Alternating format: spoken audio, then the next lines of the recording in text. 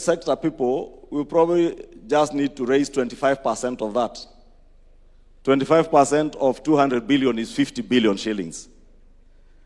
Out of the 50 billion shillings, if we invest from the National Infrastructure Fund 25 billion shillings or 26 billion, we will own 50% of the project through equity.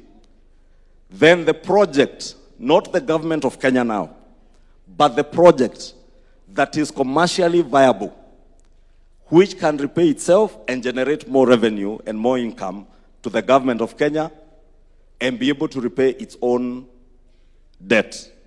The project then will go and borrow the 75% to be able to finance up to 200 billion after only making an investment of 25 billion shillings. That 25 billion shillings is what we are now raising through the sale of KPC, Safaricom, and many of the other state corporations. And Your Excellency, I just took liberty to explain that because I know we are many here, and it's a good opportunity to educate each other so that we understand. Because you hear a lot of negativity from the naysayers, and what Your Excellency, you called the other day masters of political deceit and intellectual conmanship. And they are there, and they are very many. And many who do not understand where we are going and how we are doing it.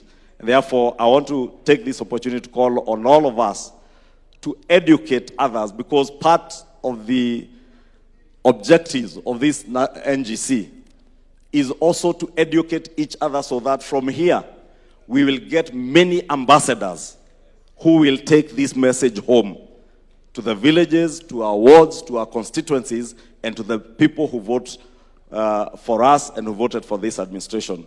Finally, Your Excellency, I know there's an issue that has been raised on bicameral bills that are pending. I do know the one for the financial autonomy for the county assembly, because we have members of our county assemblies here.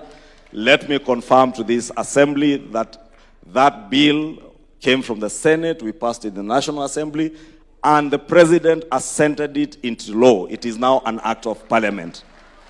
The only small issue that was pending, or that is still pending, is that we did this in the middle of a financial year.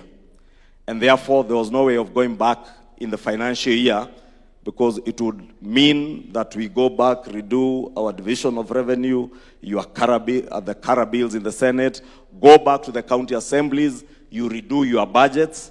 And therefore, I am hopeful that beginning this financial year of 2026-2027, that begins in June, county assemblies will have the financial autonomy that they sought.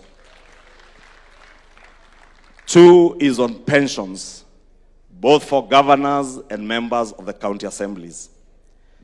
Those bills are still pending. We are waiting for some consultation with the National Treasury, and more so because Governor Igoro has been asking me about this every day, on the impact of that pension bill on the division of revenue, the shareable revenue, whether it will come from the national government or from the share of the county assemblies. We are still consulting with the